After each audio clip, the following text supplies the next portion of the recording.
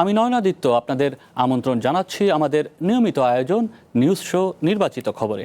আজ দিনভর যে প্রধান খবর আলোচনার খোরাক জুগিয়েছে, যে খবরগুলো ভীষণ রকম জনগুরুত্বপূর্ণ, তেমনি কিছু নির্বাচিত খবরের নির্মোহ বিশ্লেষণ নিয়ে আমাদের এই আয়োজন। আর আজ আলোচনার জন্য পুরো সময় জুড়ে আমাদের স্টুডিওতে আছেন জ্যেষ্ঠ সাংবাদিক মঞ্জুরুল ইসলাম। স্বাগত আপনাকে। ধন্যবাদ আপনাকে। আছেন রাজনৈতিক বিশ্লেষক শরীফুজ্জামান শরীফ। স্বাগত আপনাকেও। ধন্যবাদ। এছাড়াও আলোচনার নানা সময়ে একাধিক অতিথি যোগ দেবেন, জানাবেন মতামত, করবেন বিশ্লেষণ। আজকে নির্বাচিত খবরে যে খবরটি নির্বাচন করেছি সেখানে বলা হচ্ছে পৃথিবীর সব দেশ এয়ারলাইন্স পরিচালনার ক্ষেত্রে গুরুত্ব দেয় অভিজ্ঞতাকে, কিন্তু বাংলাদেশ বিমান এয়ারলাইন্স চলছে ঠিক উল্টো পথে। সব রাজনৈতিক দলই নির্বাচনে ওয়াদা করে ক্ষমতায় গেলে পেশাদারির সাথে পরিচালনা করবে এই সংস্থাটি, কিন্তু সরকার গঠনের পরই সেই প্রতিশ্রুতি আর আলোর মুখ দেখে না, বরং বরাবরই বিমান ব্যবস্থাপনার দায়িত্বে বসানো হয় অনভিজ্ঞদের। এভিয়েশন বিশেষজ্ঞরা মনে করেন শুধু দুর্নীতি নয়, বরং বিমান ব্যবসায় সফল হতে না পারার অন্যতম কারণ সংশ্লিষ্টদের অনভিজ্ঞতা। এ নিয়ে একটি দীর্ঘ প্রতিবেদন করেছেন আমাদের সহকর্মী পারভেজ রেজা। মূলত এই প্রতিবেদনে তুলে আনা হয়েছে কেন বিমান বাংলাদেশ লোকসান গণে, অতীতের সরকারগুলো কিভাবে আমলাদের দিয়ে এটি চালানোর চেষ্টা করেছে, বর্তমান সরকারও একই পথে হাঁটছে, কিভাবে নিজেদের করা নিয়োগ নীতি নিজেরাই অমান্য করছে। পাশাপাশি তুলনা করেছেন বিভিন্ন দেশের বিমান কোম্পানির সাথেও। এই প্রতিবেদনে গুরুত্বপূর্ণ কয়েকটি বক্তব্য আছে বিশেষজ্ঞদের, সেই বক্তব্যগুলো একটু শুনে আসতে চাই। ভাষণ নাকি they fly aircraft. Here in the commercial airlines they fly passenger. So যখনই আমি কথাটা বলি এই যে ফিলোসফিটা, এটা একটা ডিফারেন্ট ইস্যু। এখানে অনেক কিছু পার্সপেক্টিভ রয়ে গেছে, এটা বুঝতে হবে যে আমি একজন পাইলট বা আমি একজন ইঞ্জিনিয়ার, আমি জানি ইঞ্জিনিয়ারিং কি, আমি জানি পাইলটিং কি, বাট এটাতে তো কমার্শিয়াল এয়ারলাইন্স চলে না। উনি হয়তো কর্পোরেট ব্যক্তিত্ব, কর্পোরেটে অনেক কাজ করেছেন অনেক দিনে, কিন্তু এয়ারলাইন্সের টাকে ডিফারেন্ট ব্যাপার। এখানে অনেকগুলো কমপ্লেন্স আপনাকে মিট করতে হয়, এখানে লিজের মতন বিষয় ডিল করতে হয়, এখানে এয়ারক্রাফট প্রক্রিয়ার মতন বিষয় ডিল করতে হয়। সেই জায়গায় অবশ্যই যিনি চিফ এক্সিকিউটিভ তার একটা অভিজ্ঞতা থাকলে অনেক বেশি লাভ, অনেক বেশি নিয়ে যেতে পারে। এবং এই কারণে কিন্তু গত 54 বছর বা 50 বছরে বিমান এগিয়ে যেতে পারেন না। শুধু সিইও বা ম্যানেজিং ডাইরেক্টর পজিশন না, মেজরিটি অফ দি কি পজিশনসগুলো যদি আমরা বিমানের চিন্তা করি, ডাইরেক্টর সেলস মার্কেটিং থেকে শুরু করে বা অন্যান্য আর যেসব ডাইরেক্টর আছে, বেশিরভাগই কিন্তু ওই সরকারি আমলা দ্বারা নিয়ন্ত্রিত আর কি। গত 54 বছরে বা 55 বছরে 47 জন ম্যানেজিং ডিরেক্টর বা সিইও এসছেন আর কি এই পদে আর কি।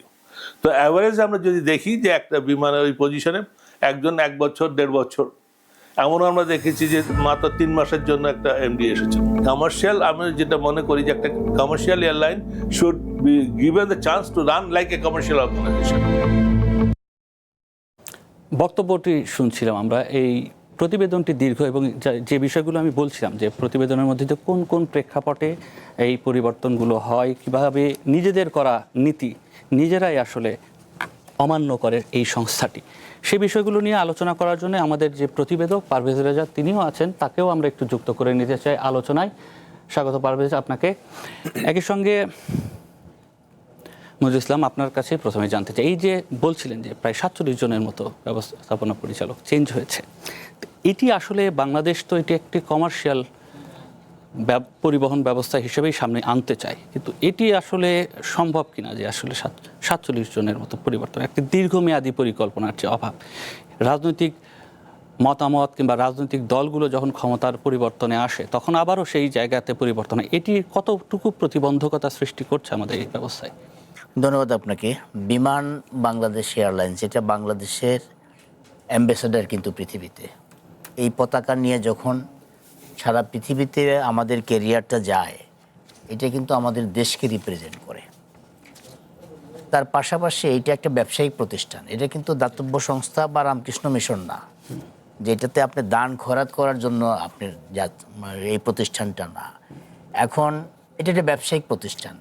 এখন যিনি এই প্রতিষ্ঠানটা রান করবেন, একদম সেলসম্যান থেকে শুরু করে এমডি পর্যন্ত, তারপরে তো চেয়ারম্যান সাহেব আছেন, এই টোটাল বডিটা ব্যবসাটা কি, বিমানের ব্যবসাটা কিভাবে করতে হয় এটা জানতে হবে। যদি আমি ব্যবসা না জানি, আমি ব্যবসা করব কিভাবে? আর 47 জন এমডি যে আসছেন, আপনি দেখেন আমাদের 56 বছরের এই যে আমাদের দেশের বয়স, 47 জনকে আমি যদি ভাগ দেই কত সময় করে পড়ে, জি তো কারো 1 বছর, কারো 1.5 বছর, কারো 2 বছর। তো অন্য জায়গার থেকে একটা লোক আসলো, তিনি হয়তো কৃষি মন্ত্রণালয়ে ছিলেন, জি তাকে এনে বিমানের এমডি বানিয়ে জি দিল। তাই হয়েছে। তারপরে তিনি হয়তো মৎস্য পশু সম্পদ মন্ত্রণালয়ে ছিলেন, তাকে এনে বিমানের এমডি বানিয়ে দেওয়া হলো। হ্যাঁ, মৎস্য পশু সম্পদ অথবা কৃষি মন্ত্রণালয়ে থাকলেই যে একটা মানুষ বিমান সম্পর্কে জানবে না তা তো না, কিন্তু এটা একটা ধারাবাহিকতা লাগবে। যে বিমানের মতো একটা প্রতিষ্ঠান যেটা আন্তর্জাতিকভাবে আমাদেরকে রিপ্রেজেন্ট করে, সেই জায়গাটায় একটা হলো ব্যবস্থাপনাটা, আরেকটা হলো ব্যবসা। দুইটা জিনিস। কিন্তু আপনি যদি ব্যবস্থাপনা না জানেন ব্যবসা করতে পারবেন না, আর ব্যবসা যদি করতে না পারেন আপনি এটা চালাতে পারবেন না। আমরা কয়েকদিন আগে দেখলাম যে ঢাকা টরন্টো একটা ফ্লাইট, রোমে যে মানবেতর জীবনযাপন করলো, যে যাত্রীরা। প্রায় 330 জন যাত্রী, এইটা পৃথিবীর কোনো এয়ারলাইন্সের পক্ষে এটা সম্ভব না। জি। এখন যদি শহীদুজ্জামান স্যার আপনাকেও যদি একই বিষয়ে জিজ্ঞেস করি যে বাংলাদেশ বিমানের যে প্রতিবেদনটি আমাদের সহকর্মী করেছে, সেখানে যে সমস্যাগুলো চিহ্নিত করেছে, যে বিষয়গুলো আসছিল, এর মধ্যে আরও একটি বিষয় এখানে মজার রয়েছে। আগের দিন তাকে পদায়ন করা হয়েছে, পরের দিন তাকে, ওই দিনই তাকে ডিমোশনও দেওয়া হয়েছে, আবার তারপরের দিন তাকে একবারে বরখাস্ত সাসপেন্ড করা হয়েছে। এই যে ঘটনাগুলো আসলে মানে কি বোঝায়, কি প্রমাণ করে? ধন্যবাদ। আমি পারভেজ রেজার পুরো বক্তব্য মানে পুরো রিপোর্টটা শুনেছি। তো এর ভেতর থেকে আমাদের অব্যবস্থাপনা আছে। মঞ্জু ভাই যেগুলো বললেন আমি এর সাথে একটু যুক্ত করি যে অব্যবস্থাপনার থেকে, অদক্ষতার থেকে আমাদের নিয়তের ঘাটতি আছে। আমরা আসলে চাই না যে এই প্রতিষ্ঠানটাকে, যে প্রতিষ্ঠানটা আমাদের জাতীয় পতাকা বহন করে, গৌরবের প্রতীক ইত্যাদি আমরা বলি, কিন্তু এই প্রতিষ্ঠানটি যাতে মাথা তুলে দাঁড়াতে না পারে তার জন্য বহু আয়োজন আছে। এবং এই আয়োজনগুলো কেবলমাত্র সেখানকার কয়েকজন কর্মচারী মিলে, সেখানকার কয়েকজন প্রকৌশলী মিলে করেন না। এই প্রবলেমটা হচ্ছে আমাদের যে পলিসি মেকার, সরকারের অদক্ষতা, অব্যবস্থাপনা এবং নিয়তের ঘাটতির কারণে। আপনি খেয়াল করে দেখবেন যে আমাদের যখন পাটকল চালানোর প্রসঙ্গ আসে, সরকার বলে যে আমি তো লোকসান দিচ্ছি, দিয়ে কেন চালাবো? আপনি রেল, আমি লোকসান দিয়ে কিভাবে চালাবো? বিমান কিভাবে লোকসান দিয়ে চালাবো? তাহলে তোমার যোগ্যতার জায়গাটা কোথায়? তুমি কোনো একটা সেক্টর, সরকারের কোনো একটা প্রতিষ্ঠানকে যখন আপনি তার বছরের পর ম্যানেজমেন্টের বছর, জায়গায় বছরের পর বছর, তাহলে কি সরকারের দক্ষতা এবং যোগ্যতা নিয়ে প্রশ্নটা যায় না? অবশ্যই যায়। 55 বছরে আপনি 40-42 জনকে দায়িত্ব দিয়েছেন, তার অর্থ কি? অর্থ হচ্ছে 1 বছরের বেশি কাউকে কোনো জায়গায় রাখেননি। কিন্তু এই সময়ের মধ্যে পুরো ব্যবস্থাপনাটা বোঝার ক্ষেত্রে যে সময়টা দরকার, আপনি তাদেরকে সেই সময়টাও দিচ্ছেন না। একই সাথে আমি মনে করি যে আপনি যাদেরকে দায়িত্ব দিয়েছেন, আমরা বাইরের থেকে অনেকেই শুনি যে তারা দায়িত্ব নেন না, দায়িত্ব কিনে নেন। গত কয়েকদিন আগে দেখেছেন চট্টগ্রামের একজন সরকারি কর্মকর্তা বলছেন যে 70 কোটি টাকা দিতে তিনি রাজি হয়েছেন এক ডিসি পদটা। এই ডিসি পদটা গ্রহণ করা না, এটা কেনা। এত টাকা দিয়ে এটা কেউ নেয় না আর কি। আমার কাছে যেটা মনে হয় যে সরকার যদি আন্তরিক হতো, এবং খেয়াল করবেন আমাদের একেবারে সরকার প্রধান, রাষ্ট্রপ্রধান এবং রেসপন্সিবল যারা আছেন তারা বিদেশে যান, প্রায় যান। তারা কিন্তু ট্রেনে বিদেশে যান না, তারা কিন্তু কেউ নৌপথে বিদেশে যান না, সবাই কিন্তু বিমান ব্যবহার করে যান। এবং আমাদের এই বিমানবন্দরের পরে যেখানে গিয়ে নামেন, আপনি সার্ভিসের তুলনায় যদি কম্পেয়ার করেন, আমাদের থেকে তাদের সার্ভিসটা অনেক ভালো। কিন্তু তার ভেতর থেকে আমরা কি কিছু শিখছি? যেখানে আমরা যাচ্ছি সেখান থেকে কিছু শিখছি? আপনি বিমানবন্দরের পাশে গেলে মনে হবে যেন একটা মানুষের হাট। আমাদের কতগুলো আবেগ, ইমোশন আছে। একজন স্বজন যখন বাইরে যায়, আমরা 15 জন তার পেছনে পেছনে আসি। কিন্তু এই জায়গাটা একজন বিদেশি যখন বিমানবন্দরে এসে পা ফেলেন এবং বাইরে আসেন, তিনি তো অবাক হয়ে যাওয়ার কথা যে আমি কোথায় এলাম, মানুষের হাটের মধ্যে। তাহলে এই যে অব্যবস্থাপনা বলেন, দুর্নীতি বলেন, আমি মনে করি যে সেটা যে সরকারি হোক না কেন, তারা চায় না বলে এই জায়গাটায় দুর্নীতি বন্ধ হয় না, অনিয়ম ব্যবস্থা, অব্যবস্থাপনা বন্ধ হয় না। পারভেজ রেজা, আপনি দীর্ঘদিন এভিয়েশন নিয়ে কাজ করছেন, আমরা বিভিন্ন সময় আপনার প্রতিবেদন দেখেছি, কিন্তু এইখানে আমি আপনার প্রতিবেদন ধরেই যদি আমি একটু জিজ্ঞেস করি, জব স্পেসিফিকেশন ম্যানুয়াল এইটি তো ব্যবহার করা না করার পেছনে আসলে কারণটা কি? ব্যবহার হচ্ছে না, কিন্তু ব্যবহার না করার পেছনের কারণটা যদি একটু শুরুতে একটু বলেন। ওই কারণটা আপনাকে আমি বলতে পারি যে, যদি বলেন আপনি স্বজনপ্রীতি, আমরা আসলে যেটা বলি রাজনৈতিক সরকারগুলো যেগুলো বলে, কিন্তু আসলে দিন শেষে আমরা আমার প্রতিবেদন তো দীর্ঘ, এই জন্য হয়তো এখন এখানে প্লে করা সম্ভব হয়নি, কিন্তু সবাই যদি দেখে থাকেন এখানে আমি কিন্তু সুনির্দিষ্ট বর্তমান সরকারের সমালোচনা করে এই রিপোর্টটা করি। আমি বলেছি যে ধারাবাহিকতা, জি, দীর্ঘদিনের একটা অব্যবস্থাপনা নিয়ে করেছে হয়ে আসছে। আপনি দেখেন জব স্পেসিফিকেশনে বলা আছে যিনি বিমানের এমডি হবেন তাকে 15 বছরের ডিরেক্টরশিপের মধ্যে থাকতে হবে, ডিরেক্টর মানে বিমানে চাকরি করতে হবে, মানে কোনো এয়ারলাইন্সে চাকরি করতে হবে, বিমানে না, কোনো এয়ারলাইন্সে 15 বছরের অভিজ্ঞতা। তার মধ্যে বলা আছে ডিএমডি অথবা ডিরেক্টর হিসাবে কমপক্ষে 3 বছর, এই 15 বছরের মধ্যে এই অভিজ্ঞতাটা থাকলে সে এই পদের যোগ্য হবে। কিন্তু আমরা কি দেখেছি, এই স্পেসিফিকেশন ম্যানুয়ালের শেষে আবার একটা কথা লেখা আছে, অর বোর্ড যাকে মনে করবেন তাকে দিবে। এই যে অর বোর্ড যাকে দিবেন তাকে মনে করবেন, এটি দিয়ে যেটা হয়েছে যে বোর্ড চাইলে যে কোনো রাস্তা থেকে একজন লোক ধরে এনে দিয়ে দিতে পারবে, মানে বিষয়টা অনেকটা এইরকম আর কি বোর্ড মনে করেছে। এখন আমি এখানে তুলনামূলক বিশ্লেষণ করেছি যে আমরা মুখে বলি, রাজনৈতিক অঙ্গীকারে সব সময় দেখি আওয়ামী লীগের সরকার, বিএনপির সরকার, এর আগে তত্ত্বাবধায়ক সরকার যারাই এসেছেন তাদের অঙ্গীকার বিমানকে আমরা পেশাদারিত্বের সাথে পরিচালনা করতে চাই, বিমানকে আমরা মানে অনেক কথার ফুল যদি থাকে, বিমানকে আমরা আধুনিক করতে চাই। কিন্তু বিমানকে এমডিটা বানাচ্ছেন, একটু আগে যেটি বললেন যে মৎস্য মন্ত্রণালয় থেকে এসে তিনি বিমানে এমডি হন, এটা একটা নর্মাল পোস্টিং জবের মতো মাঝখানে বানিয়ে ফেলা হয়েছে। 2019 সালে একটি সার্কুলার দেওয়া হয়েছিল এমডি নিয়োগের জন্য, এবং আপনাকে বলে রাখি সেখানে অনেক বাংলাদেশি যারা বিদেশে বিভিন্ন এয়ারলাইন্সে চাকরি করছেন তাদের অনেকেই সেখানে অ্যাপ্লাই করেছেন, যারা বিভিন্ন বড় বড় এয়ারলাইন্স এমনকি এমিরেটসে চাকরি করেন। আমি জেনেছি যে এরকম ব্যক্তিও যারা ওখানে জিএম পর্যায়ে আছেন, বড় পদে আছেন, তারা এখানে অ্যাপ্লাই করেছিলেন, প্রবাসী বাংলাদেশি যারা আছেন, অর্থাৎ তাদের এভিয়েশনের অভিজ্ঞতা আছে। কিন্তু আমরা সেই পথে হাঁটিনি। আমরা করেছি কি একজন আমলাকে, একের পর এক আমলাকে, এবং সর্বোচ্চ আওয়ামী লীগ সরকারের সময় 18 মাস একজন আমলা ছিলেন যিনি সর্বশেষ এইখানে কাজ করে তারপর নির্বাচন কমিশনে গেছে, তার আগে তিনি প্রধানমন্ত্রীর কার্যালয়ে ছিলেন। অর্থাৎ যেটা বলতে চেয়েছি যে এভিয়েশন সেক্টরটা এটা এমন না যে আপনি অন্য আর 10টা সরকারি দপ্তরের মতো আজকে গিয়ে আপনি কালকে বসলেই হবে।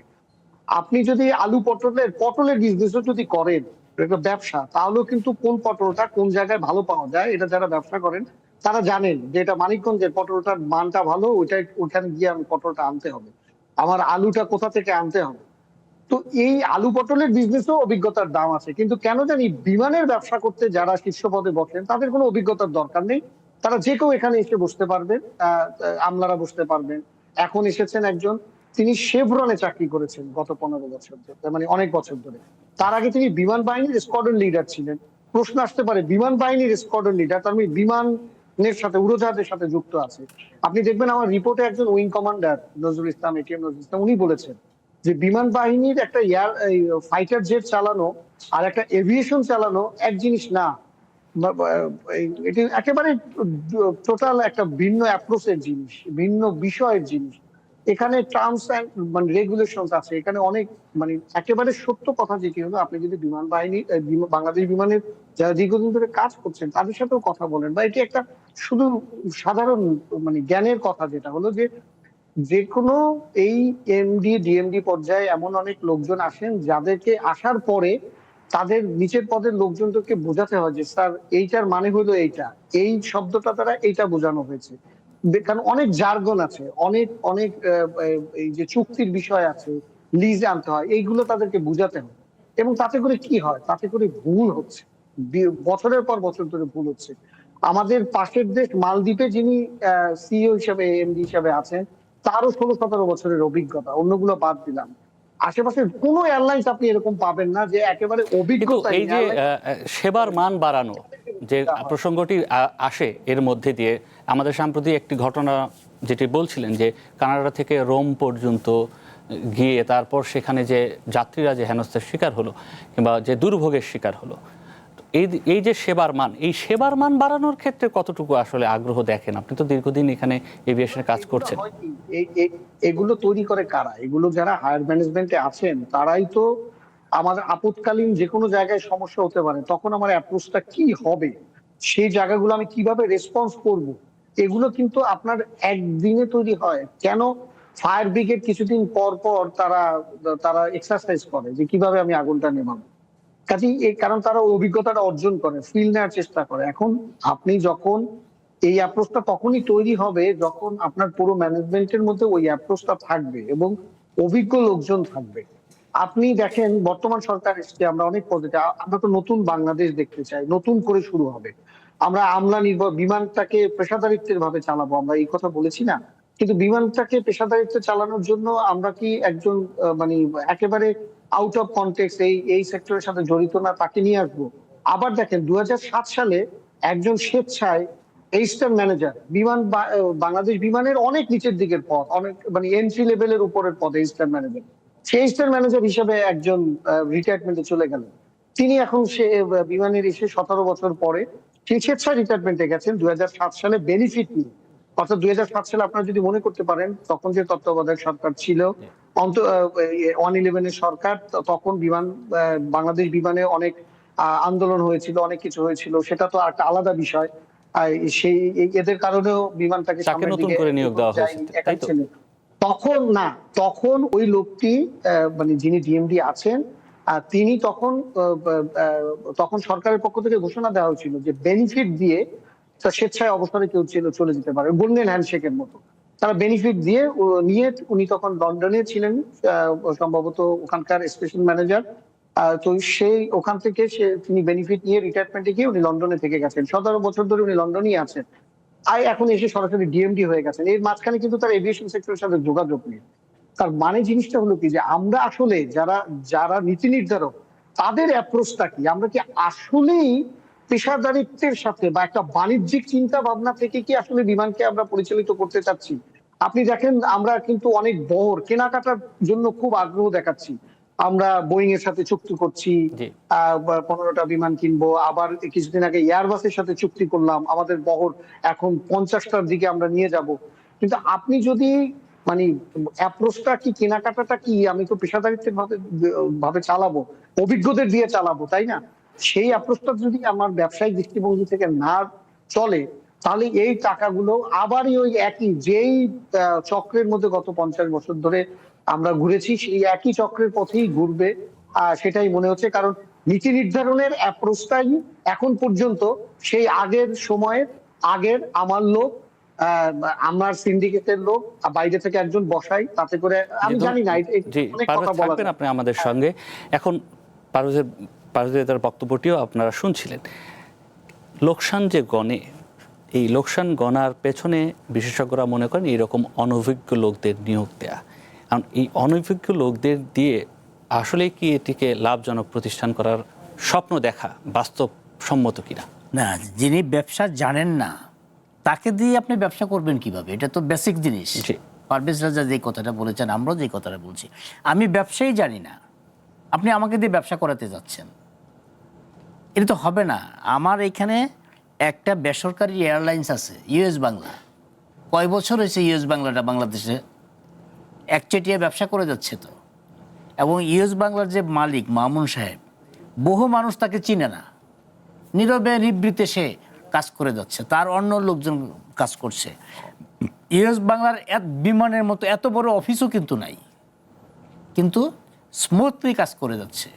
একটার পর একটা বিমান আনছে, এয়ারলাইন্স আনছে, তারপরে কার্গো বিমান আনছে এবং সার্ভিস দিয়ে যাচ্ছে, এবং একটার পর একটা স্টেশন সে রিচ করছে। তো এখন উনি যদি ব্যবসাটা বুঝতে পারেন, সে কারণে কিন্তু ইউএস বাংলাটা বাংলাদেশে সাস্টেন করতেছে। তার মানে বিষয়টা এরকম, ইউএস বাংলা থেকে তো শিখে না বিমান, যদি ইউএস বাংলা থেকেও তো শিখতো, তাও তো বিমান সাস্টেন করতো। হ্যাঁ, তার মানে বিষয়টা এরকম দাঁড়াচ্ছে যে আসলে যখন আপনি ব্যবসা করার জন্যই কোনো প্রতিষ্ঠান করছেন, সেখানে আসলে ব্যবসায়িক অ্যাপ্রোচেই যেতে হবে। সেখানে এই যে রাষ্ট্র পরিচালিত হোক কিংবা বেসরকারি পরিচিত, অ্যাপ্রোচটা ব্যবসায়িক থাকতে হবে। সেই ক্ষেত্রে এটিকে আসলে কোন জায়গায় নিয়ে যাওয়ার উচিত এই মুহূর্তে আসলে আপনি যদি ছোট্ট করে বলেন। ধন্যবাদ। বাইরের যারা যে দেশগুলোতে বিমান চালায় তারাও কিন্তু দাতব্য প্রতিষ্ঠান, ভাই যেটি বলেছেন আমি ওইটাই বলছি, দাতব্য প্রতিষ্ঠান হিসাবে চালায় না, তারাও কিন্তু ব্যবসা করে। বিমানের সব থেকে বড় ইস্যুটা হলো লোকসান, প্রতি বছর বিপুল টাকা লোকসান দেয়। কিন্তু আপনি যদি অনুসন্ধান করেন দেখবেন বিমানের কোনো কর্মকর্তা 5 বছর চাকরি করার পরে তিনি গরিব হয়ে গেছেন তা না, তাদের সম্পদ বাড়ছে, তাদের প্রতিপত্তি বাড়ছে। তাহলে যে প্রতিষ্ঠানটিতে আপনি কাজ করছেন, আমি কাজ করছি, আমি ব্যক্তিগতভাবে লাভবান হচ্ছি কিন্তু প্রতিষ্ঠানটা রুগ্ন হয়ে পড়ছে, তার অর্থ হচ্ছে যে এর ভেতরে এমন একটা মেকানিজম আমি ডেভেলপ করেছি, সেটা হলো যে কেবল আমার পকেট ভারী হচ্ছে। বিমানের এই যে অব্যবস্থাপনা, এই অব্যবস্থাপনার পেছনেও একটা সুচিন্তিত পরিকল্পিত ব্যবস্থাপনা আছে। সেটা কি? সেটা হলো আমার কিছু লোককে আমি সেখানে নিয়োগ দিব, এর ভেতর থেকে আমি কতগুলো সুবিধা নিব। এবং আমি নিশ্চিত করে আপনাকে বলি এই চক্রটা রাজনীতিবিদ থেকে আমলার থেকে একেবারে নিচু স্তর পর্যন্ত, এটা কেবলমাত্র বিমানবন্দরে যারা ডিউটি করেন, দায়িত্ব পালন করেন তারাই করেন তা না, রাজনীতিবিদরা পর্যন্ত এর ভাগ পান। আমি এই শব্দটাই ব্যবহার করছি, তারা কমিশন পান। আমি ওই যে অন্তর্বর্তীকালীন সরকারের সময়ের আলোচনাটা হচ্ছে, ভাই যেটি বললেন, অন্তর্বর্তী সরকারের সময় বেক্সিমকো এভিয়েশন ছিল আমাদের ডোমেস্টিক রুটে কাজ ব্যবসা করার জন্য, রাতারাতি সেটি আকিজ এভিয়েশন হয়ে গেল।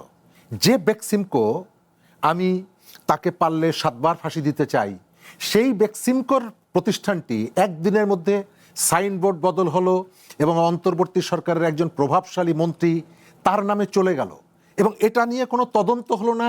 আমরা জানতাম বিমানের চেয়ারম্যানও হয়ে গেল। বিমানের চেয়ারম্যান হয়ে গেল। একজন মন্ত্রী কিভাবে বিমানের চেয়ারম্যান হয় এবং কার আমলে হলেন তিনি? একজন নোবেল লরিয়েট, সারা পৃথিবীর এই ব্যবস্থাগুলো তিনি জানেন। তার অর্থ হচ্ছে কেবলমাত্র পলিটিশিয়ানরাই যে সুযোগ পেলে দুর্নীতি করে তা না, পলিটিশিয়ানদের বাইরে অনেক করে।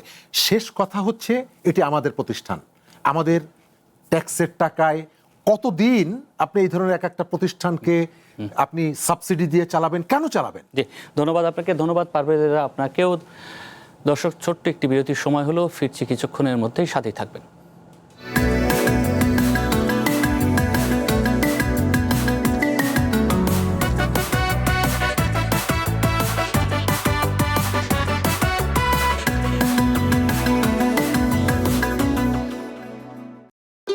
ভবিষ্যৎ হোক নিরাপদ, বিনিয়োগ হোক বিশ্বস্ত, আর আমার পছন্দ সল্ট বে।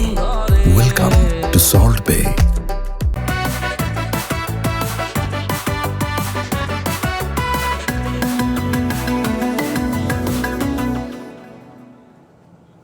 স্বাগত নির্বাচিত খবরে। আমরা একটু পরবর্তী আলোচনায় যেতে চাই। 1 সপ্তাহ ধরে নানা ধরনের তৎপরতা চলেছে বাংলাদেশ ভারত কূটনীতিক পর্যায়ে। দিল্লিতে সংবাদ সম্মেলনে ভার্চুয়ালি যুক্ত হয়ে শেখ হাসিনার বক্তব্য দেওয়ার ঘটনায় বাংলাদেশের প্রতিক্রিয়া, প্রধানমন্ত্রী তারেক রহমানের বৈঠক শেষে ভারতের হাই কমিশনার দীনেশ ত্রিবেদীর দিল্লি উড়ে যাওয়া, পরের দিনই নরেন্দ্র মোদীর সাথে তার বৈঠক এবং একই সময়ে ভারতের গোয়েন্দা সংস্থা র প্রধানের বাংলাদেশের সফর, সব কিছু মিলিয়ে ভেতরে যে পরিস্থিতি তৈরি হচ্ছে তাকে নজিরবিহীন বলছেন আন্তর্জাতিক সম্পর্ক বিশ্লেষকরা। এসব তৎপরতার মধ্যে দিয়ে প্রধানমন্ত্রী তারেক রহমানের ভারত সফরের বিষয়ে ইতিবাচক অগ্রগতি হচ্ছে বলেও নিশ্চিত করেছে কূটনৈতিক সূত্রগুলো। এ নিয়ে একটি প্রতিবেদন আছে, একটি প্রতিবেদনটি দেখতে চাই।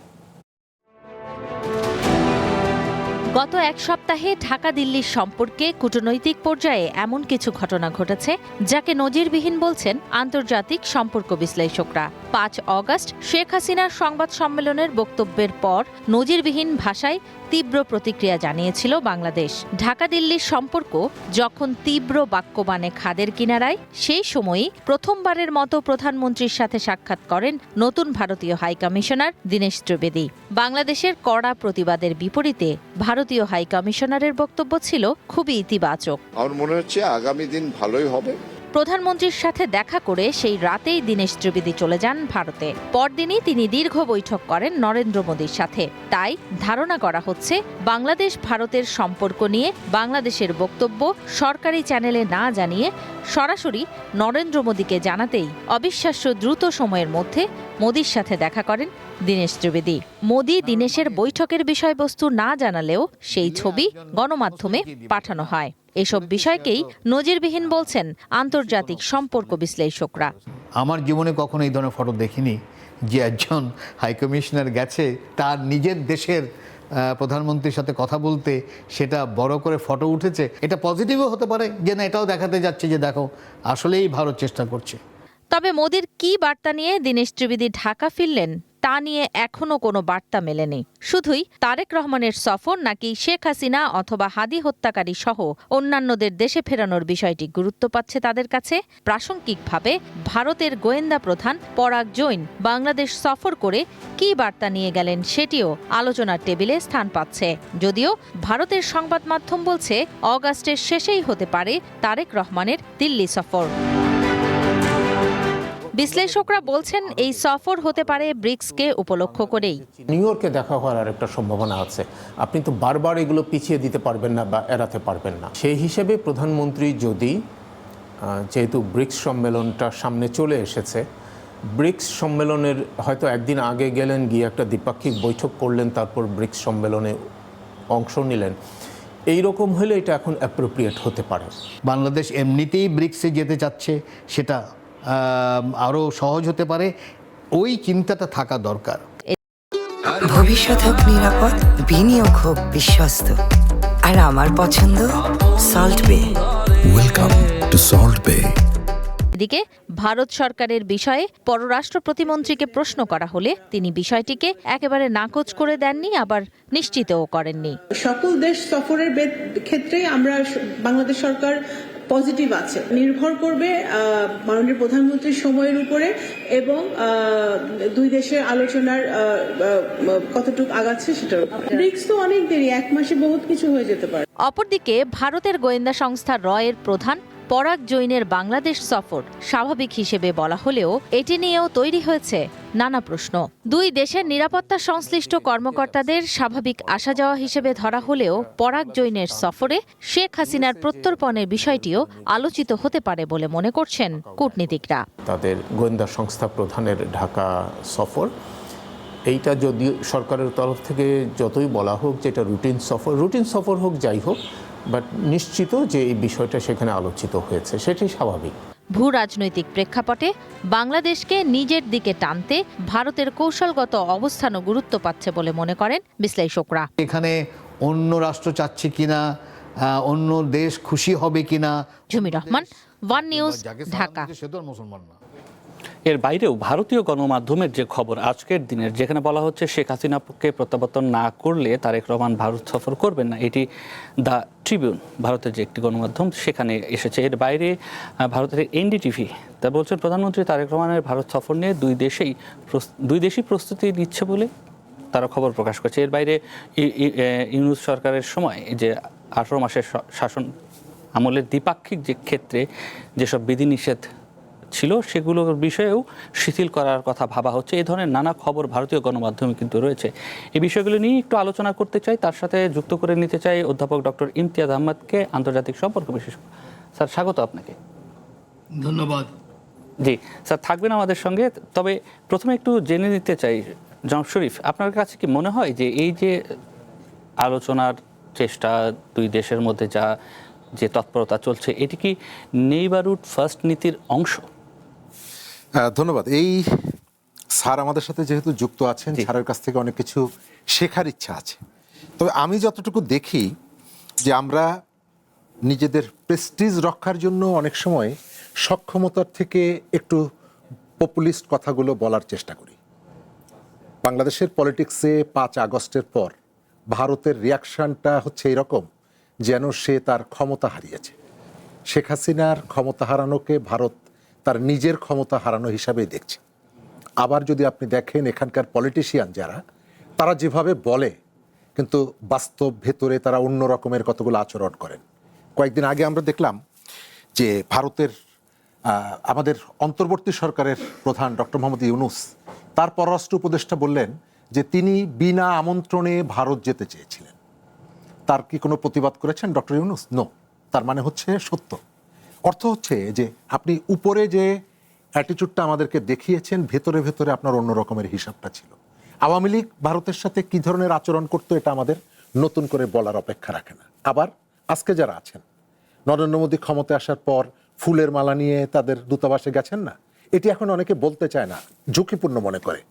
আমাদের এখানে রেজিম চেঞ্জ হলে তো আমরা আমাদের ভয়েসগুলো চেঞ্জ করি, মনে করে যে এটা বললে মনে হয় এই সরকার একটু বিরক্ত হবে, কিন্তু রিয়ালিটি তো তাই। তারাও তো গিয়েছিলেন, তারাও চেষ্টা করেছেন।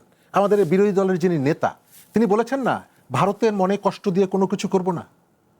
জি এম কাদের সাহেব ফিরে এসে বলেছেন না যে আমরা এমন কথা বলেছে আমি কাউকে বলতে পারবো না। তার অর্থ হচ্ছে এখানে ওই যে ভারতকে নানাভাবে চেষ্টা করা হয়, কিন্তু আমাদের যেটা চাওয়া, এই যে সাম্প্রতিক সময়ে যে প্রবণতাগুলো দেখছেন, আসছেন দৌড়ে চলে যাচ্ছেন, ফিরে আসছেন, এই সময়কালে ভারতের সাথে আমাদের পুশিন ইস্যুটা নাই, কিন্তু আমাদের সীমান্ত হত্যাকাণ্ড কিন্তু অনেকটা সহনীয় জায়গায় চলে এসেছে। তারপরেও এই যে শীর্ষ পর্যায়ের যে দৌড়াদৌড়িটা, আমি যেটা মনে করি, আমি তো বলতে পারবো না এর পেছনে কি, তবে আমি ধারণা করি যে বড় কোনো একটা সাবজেক্টকে সামনে রেখে নিরাপত্তা কর্মকর্তার থেকে শুরু করে গোয়েন্দা কর্মকর্তা, আবার রাষ্ট্রদূত এখান থেকে সকালে ঢাকা, বিকালবেলায় দিল্লি, আবার ফিরে আসছেন, সম্ভবত ভেতরে বড় কিছু হচ্ছে।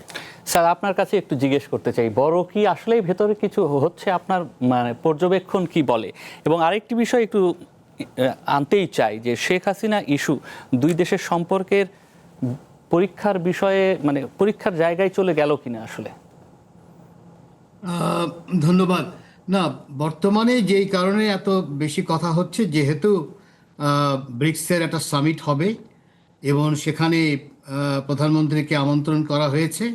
এখন প্রশ্ন হচ্ছে যাবে কি যাবেন না, এটা নিয়ে হলো কথাবার্তা। এবং আমরা, উনি যেটা ভালো করে বললেন যে লম্পজম্প হচ্ছে, সেটা যদি আমরা দেখি, সেই কারণেই আমার মনে হয় আলোচনাটা হচ্ছে। মনে রাখতে হবে যে কতগুলো জিনিস আমাদের খেয়াল রাখতে হবে। একটা জিনিস হলো যে ব্রিক্স ভারতের একার সংগঠন না কোনোভাবেই। এবং ব্রিক্স বললে কেউ ভারতও বলবে না, ব্রিক্স বললে মূলত চীন বা রাশিয়া, এই দুটো নামই বেশি আসে। অন্য কথায় যুক্তরাষ্ট্রের একটা বিপরীত কাঠামো তৈরি করা, যেখানে ভারতও আছে, কোনো সন্দেহ নেই। সেখানে তার একটা সামিট হচ্ছে এবং সেই সামিটে একাধিক মানুষ আসবে। সেখানে ইন্দোনেশিয়ার প্রধান থেকে শুরু করে সাউথ আফ্রিকা, থাইল্যান্ড, যারা মেম্বার তাদের সবাই ওখানে থাকার কথা। তারপরে তো পুতিন, শি জিনপিং, এগুলো যদি আমি বলি, সেই সুযোগটা বাংলাদেশ কেন হারাবে? কারণ যে কোনো সামিটে আমার একাধিক সাইড মিটিং হওয়ার সুযোগ থাকে। ভারতের সাথে যে আমার দ্বিমত, যেখানে আমার চাওয়া বা যেটা নিয়ে সমালোচনা বাংলাদেশে আছে, সেটা তার গতিতেই চলবে। এটাকে দুটোকে এক করা ঠিক হবে না। দুটো করলে, এক করলে যেটা হবে, বাংলাদেশের পররাষ্ট্রনীতি তখন ভারত কেন্দ্রিক হয়ে যাবে। সেই জায়গায় আমি প্রথম থেকেই বলে এসেছি যে আমাদের পররাষ্ট্রনীতি যেন ভারত কেন্দ্রিক না হয়, বাংলাদেশ কেন্দ্রিক যেন হয়। আমাদের এখন বড় যেই জিনিসটা একেবারে রীতিমতো যেখানে চোখ নাক বন্ধ করে কাজ করা দরকার, সেটা হলো ইনভেস্টমেন্ট। আমাদের অন্তর্বর্তীকালীন সরকারের সময় ইনভেস্টমেন্ট কমে গিয়েছিল, একেবারে সাংঘাতিক কমে গেছে, এবং এটা তো বাড়াতে হবে। তো এটা না বাড়ালে কিন্তু আনএমপ্লয়মেন্ট সেক্টরে বা এমপ্লয়মেন্ট সেক্টরে একটা ধাক্কা আসবে। এবং সেটা যদি হয়, তাহলে মানুষের কি বলা হয়, রীতিমতো যে ম্যান্ডেট, সেই ম্যান্ডেটটা সামনে নেওয়াও কঠিন হবে। তো যার জন্য প্রেশারটা বিশাল। তার উপরে তো আছেই ইরানের সাথে আমেরিকার যুদ্ধ। সব মিলে আমি মনে করি বাংলাদেশ কেন্দ্রিক হিসাবে সিদ্ধান্ত নেওয়া উচিত। আমি মনে করি সুযোগটা হারানো ঠিক হবে না, বিশেষ করে যেহেতু একটা সামিট হচ্ছে। স্যার সঙ্গে একটু যুক্ত করতে চাই, এই যে বাংলাদেশ ঢাকা দিল্লির যে বর্তমান যে তৎপরতা, যেটি সম্পর্ক মেরামতের উদ্যোগ বলেও অনেকে মনে করছে, সেটি কি আসলে কৌশলগত নাকি এর বাইরে নতুন করে কোনো চাপ সৃষ্টির ইঙ্গিত আছে? সেটাও দেখা দরকার। মনে রাখতে হবে যে প্রতিটি যে কোনো দু দেশের মধ্যে কিন্তু বিভিন্ন মাত্রা থাকে। রাজনৈতিক সম্পর্ক খারাপ হয়ে গেছে, কোনো সন্দেহ নেই। তার মানে যে অন্য লেভেলগুলো আছে, অন্য সেক্টর সম্পর্ক খারাপ হয়নি, কিন্তু এটাও খেয়াল রাখতে হবে। এমনকি অন্তর্বর্তীকালীন সরকারের সময়ও আমাদের রপ্তানি কিন্তু 12 থেকে 15% বেড়েছিল। আমাদের আমদানি কমেছিল, কিন্তু রপ্তানি বেড়েছে। কিন্তু আমি যদি আমাদের ফর্মাল আর ইনফর্মাল ট্রেড ধরি, মানে ইনফর্মাল বলা হয় বা স্মাগলিং যেটাকে বলা হয়, আমি যদি দুটা ধরি, হিসাব তো বিশাল না, সে জায়গায় কিন্তু বড় আকারে কিন্তু আমরা ওটা সাংঘাতিকভাবে যে ক্ষতিগ্রস্ত হয়েছে সেটা দেখা যায় না। এমনকি ইনফর্মাল ট্রেডের একটু অপেক্ষা করতে হবে হয়তো, যে গত বছরের ফিগারটা পাওয়া, কিন্তু মোটামুটি যারা এটা নিয়ে খবর রাখেন তারা বলছেন ফর্মাল ইনফর্মাল ট্রেড একইভাবে চলছে। আবার যদি আমি দেখি ভিসা যখন খোলা হলো তখন প্রচুর মানুষ যাওয়ার জন্য লাইন দিয়েছে। এর কারণ হচ্ছে যে অনেকেই চিকিৎসার জন্য যায়, অনেকে শিক্ষার জন্য যায়। তো মাত্রা কিন্তু বিভিন্ন মাত্রা, সব মাত্রায় যে খারাপ হয়েছে হওয়ার কথা না, কারণ প্রতিবেশী দেশ তো সেই জায়গায় যদি আমি একটু দৃষ্টি রাখি, রাজনৈতিক সম্পর্ক খারাপ হয়েছে। কিন্তু এই এক সফরেই যদি সফর হয়, এবং হয়তো এটাও হতে পারে যে দুটো একসাথে হতে পারে, দ্বিপাক্ষিক এবং সামিট, সেটা একটা পদ্ধতি আছে, সেটাও হতে পারে। এখন সেটা যদি হয়, হয়তো দুদিন আগে গেল, একদিন আগে গেল, সেখানে হয়তো বায়োল্যাটারাল সামিটটা হলো, তারপরে ব্রিক্সের সামিটে গেল। কিন্তু কথা হচ্ছে সেটা কথা, এই যে আমি যে হইচইটা করলাম, এই হইচইটা করে কিন্তু আমি রীতিমতো ভারত কেন্দ্রিক করে ফেলছি আমার পররাষ্ট্রনীতি। সেখানে আমি বলছিলাম যে আমাদের পেশাদারিত্বটা আরও বাড়ানো দরকার। স্যার, তারপরেও যে প্রসঙ্গটি আসলে শুরুতে আমি প্রশ্নটি করেছিলাম, ওই উত্তরটি আমি পাইনি, যে এই সফরের মূল বিষয় কি, আসলে আড়ালে কোনো গুরুত্বপূর্ণ সমঝোতার বিষয় আছে কিনা, সেই পর্যবেক্ষণটা আমি একটু আপনার কাছ থেকে জানতে চাইবো। তবে তার আগে একটু বিরতিতে যেতে চাই। দর্শক, সময় হলো আরেকবার বিরতির, ফিরছি কিছুক্ষণের মধ্যেই।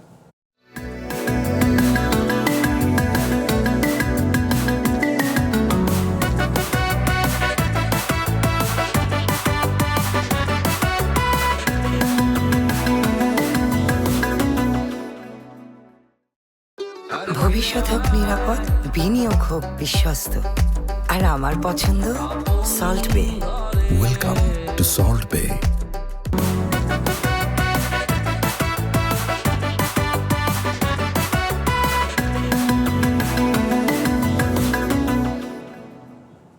দর্শক, আবারও স্বাগত নির্বাচিত খবরে। বিরতিতে যাবার আগে আন্তর্জাতিক সম্পর্ক বিশ্লেষক অধ্যাপক ডক্টর ইমতিয়াজ আহমেদকে একটি প্রশ্ন রেখে গিয়েছিলাম, যে তারেক রহমানের এই ভারত সফরের যে উদ্দেশ্যগুলোর কথা বলা হচ্ছে, সেটি কি আসলে মূল, নাকি এর আড়ালে আরও গুরুত্বপূর্ণ কোনো সমঝোতা চলছে? আপনার কাছে আপনার পর্যবেক্ষণটি জানতে চাই।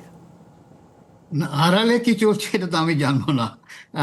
আড়ালে অনেক কিছুই থাকতে পারে, আমার একেবারে জানা নেই, মানে ওটা নিয়ে আমি কাজও করি না কখনো, যে আড়ালে কি থাকে। এমনিতে যেই কি বলে, বিভিন্ন সোর্স থেকে যেহেতু সবসময় খবর আসতে থাকে, এবং যেটা আমি সবসময় দেখি যে বিভিন্ন মত আসে, বোঝা যায় কে কখন কি বলছে, কেন বলছে, কোন পত্রিকা কেন কি ছাপাচ্ছে। সবারই তো স্বার্থ আছে, তাই না? এবং সবাই আবার কোনো না কোনো দেশের সাথে সম্পর্ক আছে, সেটা বোঝা যায়। আমার কথা হচ্ছে যে আমরা কিভাবে পররাষ্ট্র নীতিকে বাংলাদেশ কেন্দ্রিক করতে পারি, এটা করাটা কিন্তু কত সহজ না। কারণ আমাদের একাধিক মানুষের, বিশেষ করে পলিসি মেকার যারা আছেন, তাদের বেশিরভাগই এক পা বাইরে। এই এক পা বাইরে থেকে এক ধরনের পেশাদারিত্ব তৈরি করা কিন্তু খুব কঠিন। সেই চ্যালেঞ্জটা আমি ভালো করে জানি। তো সেই জায়গায় আমার কথাটা হলো যে এই একটা সুযোগ আছে, যে এই সুযোগে বাংলাদেশ কেন্দ্রিক হলে যারা হয়তো সমালোচনা করছে, অনেক দেশ হয়তো আছে চাইবে না আমরা বাংলাদেশ এবার ব্রিক্সে যাক, আমি মনে তারাও বুঝতে পারবে যে না, যদি বাংলাদেশ যদি বড় আকারে উন্নয়ন হয় তাহলে সেই দেশেরও লাভ। সেই জায়গায় পেশাদারিত্বটা বাড়াতে হবে। পেশাদারিত্ব যদি থাকে তাহলে কিন্তু অন্য মানুষেরও কিন্তু তার উপরে বড় ধরনের রেসপেক্ট বাড়ে। সেই জায়গায় আমার দৃষ্টিটা। এর বাইরে আমরা আজকে শেখ হাসিনাকে দেশে ফিরিয়ে না আনা পর্যন্ত প্রধানমন্ত্রী ভারত সফরে জনগণ মেনে নেবে না, এমন হুঁশিয়ারি দিয়েছেন জাতীয় নাগরিক পার্টি এনসিপির আহ্বায়ক নাহিদ ইসলাম। তার একটি বক্তব্য আছে, আমরা একটু বক্তব্যটি শুনতে চাই। শেখ হাসিনা সরকার একটা প্রেস ব্রিফিং করে বাংলাদেশের সার্বভৌমত্বের বিরুদ্ধে দিল্লি অবস্থান নিয়েছে। কিন্তু আমরা দেখতে পেলাম তারেক রহমানের সরকার এর কোনো জবাবদিহিতা নিশ্চিত করতে পারে নাই। এবং যদি জবাবদিহিতা নিশ্চিত করতে না পারে তাহলে তারেক রহমানের ভারত সফর কোনোভাবেই এদেশের জনগণ মেনে নেবে না। দেখুন, এই বক্তব্যের মধ্যে দিয়ে একেবারে নতুন কোনো বক্তব্য নয়। যদি আমি তার বক্তব্যের মূল জিনিসটা যদি দেখি, যে বিরোধী দল থেকে এক ধরনের প্রেশার আছে এবং এনসিপি কিংবা যে তরুণরা মূলত জুলাই অভ্যুত্থানের সাথে সামনের সারি থেকে আন্দোলন করেছে এবং এই তাদের যে রাজনৈতিক দল কিংবা তাদের যে মুখপাত্র যারা আছেন তাদের এক ধরনের চাহিদা আছে, তারা এক ধরনের গভর্নমেন্টের উপর চাপ সৃষ্টি করেছে। অন্যদিকে ওসমান হাদির হত্যাকারীরা সেখানে আছে, সেখানে ফিরিয়ে নিয়ে আসার এক ধরনের তাদের দাবির জায়গাটিও রয়েছে। তো সব মিলিয়ে এখন এই সফরটিকে যখন এই ধরনের বক্তব্য আসে তখন সরকারের উপর কতটা চাপ সৃষ্টি করে? মঞ্জু ভাই, আপনি যদি একটু। সরকারের উপর চাপ আছে, তার পাশাপাশি আরেকটা জিনিস দেখতে হবে আপনার, আমরা তো প্রতিবেশী পরিবর্তন করতে পারবো না। ইন্ডিয়াও আমাকে পরিবর্তন করতে পারবে না, আমরাও ইন্ডিয়াকে পরিবর্তন করতে পারবো না। এখন গত 16 বছরে বাংলাদেশের সরকারের সাথে ভারতের যে সম্পর্কটা ছিল সেটা কিন্তু দেশের মানুষের সাথে সম্পর্ক ছিল না, সম্পর্ক ছিল একটা ব্যক্তি, একটা পরিবার, একটা রাজনৈতিক দলের সাথে। সেইটার বিস্ফোরণ হিসাবে 24-এর ছাত্র জনতার যে অভ্যুত্থান হলো সেটাতে ভারত বিরোধী বিস্ফোরণ ঘটলো বাংলাদেশে। এর আগে কিন্তু এত ভারত বিরোধী বিস্ফোরণ কখনো প্রকাশ্যে ঘটে নাই।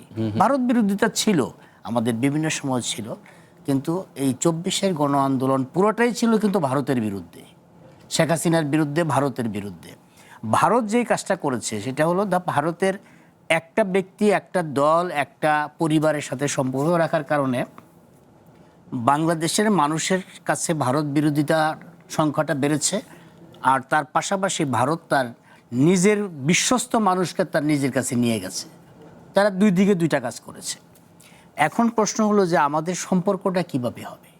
আপনি দেখেন যে ভারতের আগে এই যে 16 বছর থেকে শুরু করে ভারত কিন্তু এইখানে মানে পেশাদার কূটনীতিকদের দিয়ে এইখানে হাই কমিশনার করেছিল। তারা সবাই পেশাদার কূটনীতিক এবং সবাই জায়ান্ট পেশাদার কূটনীতিক। কিন্তু ভারত যখন দেখলো যে পেশাদার কূটনীতিকদের দিয়ে বাংলাদেশে হাই কমিশনে পাঠিয়ে এই জায়গাটা একটা ব্যর্থতার রেজাল্ট আসলো, তখন কিন্তু এইবার ভারত এই জায়গাটা মেরামত করার জন্য রাজনীতিবিদকে পাঠালেন। আচ্ছা, দীনেশ বাবু কিন্তু একজন পলিটিশিয়ান, তিনি কিন্তু পলিটিশিয়ান হিসেবে একজন মন্ত্রী ছিলেন। সেই পলিটিশিয়ান এসে তার মতো করে পলিটিক্সের মধ্যে দিয়ে কূটনীতি এবং রাজনীতি দুটা মিশেল তিনি এখন সম্পর্ক উন্নয়ন করতে চাচ্ছেন। এই সম্পর্ক উন্নয়নের ক্ষেত্রে ভারতের হাইকমিশনার এবং গোয়েন্দা প্রধানের যে একই সময়ের যে তৎপরতা, এটি কি সমন্বিত কূটনীতির কৌশল? এটা কূটনীতির কৌশল। কারণ ধরেন যদি আমরা ধরেই নেই যে এটা ভারতের রয়ের প্রধানের এইখানে আসা সেটা একটা রুটিন সফর, যদি ধরেও নেই রুটিন সফর হলেও আলোচনা আসবে। আর দীনেশ বাবুর এখান থেকে আলোচনা করে আবার ইন্ডিয়াতে যাওয়া এবং নরেন্দ্র মোদীর সাথে বৈঠক করে স্যার যেটা বললেন যে এরকম বড় ছবি কাগজে ছাপিয়েছে, আমরাও ছাপিয়েছি, ওখানে ছাপানো হয়েছে, তার মানে মেসেজটা দেওয়া যে বাংলাদেশ থেকে যেটা আমরা তাকে দিলাম সেটা উনি রিসিভ করে তার প্রধানমন্ত্রীকে দিয়েছেন এবং সম্পর্কটা স্বাভাবিক করতে চাচ্ছেন। কিন্তু এখন বিষয়টা হলো যে আমাদের স্যার যেটা বললেন যে আমাদের রাজনীতিটা আমাদেরকে করতে হবে, ভারতের রাজনীতি ভারত করবে কিন্তু আমাদের রাজনীতিটা আমাদের করতে হবে। আমরা যতক্ষণ পর্যন্ত আমাদের রাজনীতিটা করতে পারবো না ততক্ষণ পর্যন্ত ভারত আমাদের উপর দাদাগিরি। স্যার তো এটাও বললেন যে যারা কূটনীতির সঙ্গে আছেন কিংবা যারা কূটনীতি করবেন দুই দেশে পা দিয়ে হবে না, এক দেশে বাংলাদেশে একটি পা আর একটি পা যদি বাইরে থাকে। এখন আপনি এই যে বর্তমান সময়ের যে কূটনীতিক যারা করছেন তাদের মধ্যে আসলে এরকম দেখেন কিনা আসলে দুইটা পা, এক পা দেশে এক পা বিদেশে আছে, বাংলাদেশের পক্ষে কথা বলবে? না, এটা শুধু পলিসি মেকার্স নয়, আমাদের এলিট, মানে আমি যদি এলিট বলি সেটা একাডেমিক এলিটেরও এক পা বাইরে, এমনকি মিডিয়ার বড় বড় মিডিয়া হাউসের তাদেরও এক পা বাইরে, তাদের বেশিরভাগই ছেলেমেয়েরা বাইরে থাকে। এটা একটা এবং একাধিক পাসপোর্ট থাকে। আমি অনেকবারই বলেছি যে একাধিক পাসপোর্ট নিয়ে ন্যাশনাল সিকিউরিটি করা যায় না, তখন বাই ন্যাশনাল সিকিউরিটি হয়ে যায় বা ট্রাই ন্যাশনাল সিকিউরিটি হয়ে যায়। মনে রাখতে হবে যে শুধু মানে আমরা যদি কয়েকটা দেশ দেখি যারা সাংঘাতিকভাবে বড় হয়েছে, এমনকি সিঙ্গাপুর যদি দেখি, সিঙ্গাপুর, সৌদি আরেবিয়া, ইরান, চীন তো আছেই, এরা এমনকি ভারত, এরা সবাই কিন্তু এক পাসপোর্ট, এরা দুটো পাসপোর্ট নিয়ে কিন্তু এদের অ্যালাউ করে না। তো এইসব দেশ যদি একটা পাসপোর্ট নিয়ে যে এত বিশাল হয়, তাহলে আমরা কেন পারবো না? কারণ হচ্ছে যখনই আমার এক পা বাইরে থাকবে তখন ওই দেশগুলো কিন্তু আমার দুর্বলতা দেখে সেটা এক্সপ্লয়েট করবে। এটা আমরা একাধিকবার দেখেছি। আমি ওই আলোচনায় যেতে যাচ্ছিলাম যে পররাষ্ট্রনীতি কি আমার ভারত কি ডিসাইড করবে যে আমি সামিটে যাব কি যাব না, এবং এখানে ভারত কি আসলেই চাচ্ছে যে আমরা ব্রিক্স সামিটে যাই? এই প্রশ্নটা কেউ করছে না। এটাও তো হতে পারে, নাহলে আমি তো বৈঠকই চাই। হ্যাঁ, তারা হয়তো দ্বিপাক্ষিকটাই চাচ্ছে। তারা কি আসলেই চাচ্ছে যে আমাদের প্রধানমন্ত্রী পুতিনের সাথে সাক্ষাৎ হবে, Xi Jinping south Africa, Indonesia, আসলে কি চাচ্ছে? নাও তো যেতে পারে। কারণ খেয়াল রাখতে হবে যে কূটনীতি, মানে আমি যেহেতু চাণক্য কৌটিল্যের ছাত্র হিসাবে বলছি, মানে ওটাই আমার কাজ, তো আমি বলছিলাম যে আমরা কেন ধরে নিচ্ছি যে ভারত এখানে চাচ্ছে এটা? নাহলে তো এই ধরনের ছবি তো আমরা দেখিনি কখনো, যে প্রধানমন্ত্রীর সাথে একটা হাই কমিশনার এরকম ছবি, কারণ তার তো একাধিক হাই কমিশনার আছে পৃথিবী। ধন্যবাদ আপনাকে স্যার। আপনার বুঝতে পারছি যে আসলে এর ভেতরে অনেক যদি কিন্তু এখনো আছে, এগুলো হয়তো সময়ে সময়ে আরও একটু স্পষ্ট হবে, এবং অনেক কিছু হয়তো স্পষ্ট হবে না, আমাদের সময়ের সাথে বুঝে নিতে হবে। ধন্যবাদ এত রাতে আমাদের সঙ্গে যুক্ত হবার জন্য। ধন্যবাদ। আমরা আলোচনায় ছিলাম, এবং স্যার যেটি বলছিলেন, শরীফ ভাই আপনাকে যদি আরেকবার জিজ্ঞেস করি যে এই যে এতগুলো মানুষের সঙ্গে দেখা করার সুযোগ, মানুষরা সরকার প্রধানদের সঙ্গে দেখা করবার সুযোগ, এটি নিজেদের স্বার্থ সংশ্লিষ্ট অনেক বিষয়কেও এখানে আলোচনা করার এক ধরনের সুযোগ থাকে। সেই সুযোগটা কি আসলে গ্রহণ করা আপনার কাছে কি মনে হয় এই মুহূর্তে উচিত কিনা আপনি বলবেন? তার ফাঁকে আমি একটু আমাদের পত্রিকার আজকের যে শিরোনামগুলো আছে সেগুলোও দেখতে চাই। জি হ্যাঁ, ধন্যবাদ। আমি যথার্থভাবেই মনে করি যে আমাদের যে সুযোগগুলো যখন তৈরি হবে, ঠিক এই মুহূর্তে আমরা অনেকগুলো ক্রাইসিস ফেস করছি, সংকট মুখোমুখি। জ্বালানিটা তার থেকে সব থেকে বড়, এর সাথে আমাদের রিজিওনাল কতগুলো ইস্যু আছে। আমাদের কেবলমাত্র স্যার যেটা বললেন, আমাদের সম্পর্ক কেবল ভারতের সঙ্গে না, আমরা এখানে আমাদের ডেভেলপমেন্ট পার্টনার হিসাবে আরও অনেককেই আমরা কাছে পাই। সুতরাং তাদের সাথে বৈঠক করার, এবং যেহেতু বর্তমান প্রধানমন্ত্রী মাত্র 6 মাস আগে দায়িত্বভার গ্রহণ করেছেন, এবং একটা গণ অভ্যুত্থানের ভেতর থেকে প্রায় 1.5 দশকের একটি সরকারকে বিদায় করার ভেতর থেকে, নির্বাচনের ভেতর থেকে তিনি দায়িত্বভার গ্রহণ করেছেন। ফলে আমার যেটা ধারণা, তিনি এই ধরনের যে মাল্টি পার্টির যে ফোরামগুলো, যে কনফারেন্সগুলো, সেখানে গেলে একটা বাড়তি অ্যাটেনশন তিনি ড্র করবেন। সুতরাং এটি তার জন্য একটা বড় রকমের অপরচুনিটি পারস্পরিক রিলেশন বিল্ড আপের ক্ষেত্রে। সেই ক্ষেত্রে যারা এক ধরনের, আমি এই যে নাহিদ ইসলামের যে বক্তব্যটা দেখলাম, আমার কাছে মনে হয়েছে যে তাদের একটা আবেগ থাকতেই পারে, যেহেতু গণ অভ্যুত্থানের সামনে ছিল, কিন্তু রিয়েলিটির সঙ্গে তাদের অনেক জায়গায় সম্পর্ক একদম একরকমের ভিন্নতা আছে। আর দ্বিতীয়ত, এখন পর্যন্ত আপনি সরকারের কোনো সিদ্ধান্ত নাহিদ ইসলামরা অ্যাপ্রিসিয়েট করেছে তা কি দেখেছেন? না, তাদের মধ্যে এক ধরনের একটা প্রবণতা আছে, প্রতিটি কাজের একটা সমালোচনা, একটা বিরোধিতা করতে হবে। এই জায়গাটা বিএনপি যেহেতু একটা পলিটিক্যাল গভর্নমেন্ট, সুতরাং সে ইস্যুটাকে অ্যাড্রেস করবে, রিয়ালাইজ করবে পলিটিক্যাল আউটলুক থেকে, কোনো আবেগ, কোনো রাগ অনুরাগের উপরে ভর না করে। আমরা পত্রিকাগুলো একটু দেখতে চাই। যে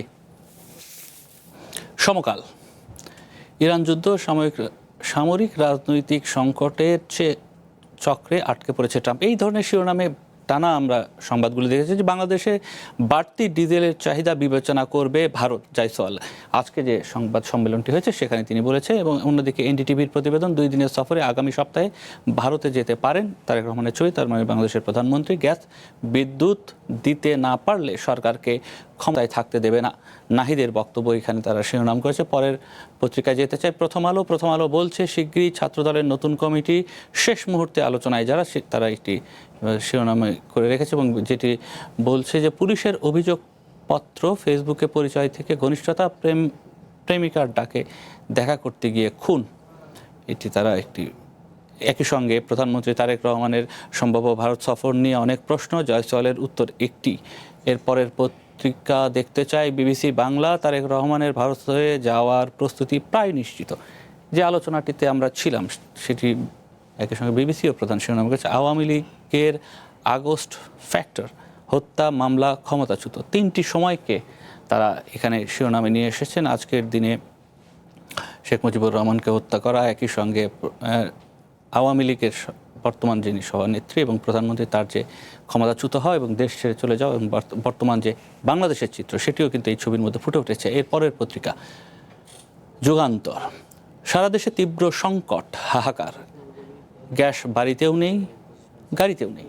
এটি একটি নতুন বাস্তবতা এবং আমি গত কয়েকদিন হলো দেখছিলাম বিভিন্ন জায়গার হোটেলগুলোতেও কিন্তু খাবারের ব্যবস্থা নেই। ওই সব এলাকায়, যেসব এলাকায় গ্যাসের কারণে বাসা বাড়িতেও রান্না হচ্ছে না। তো রাজধানীর মানুষ বড় একটি অংশ এই সংকটের মধ্যে রয়েছে, বিশেষ করে চামড়ির দিকে।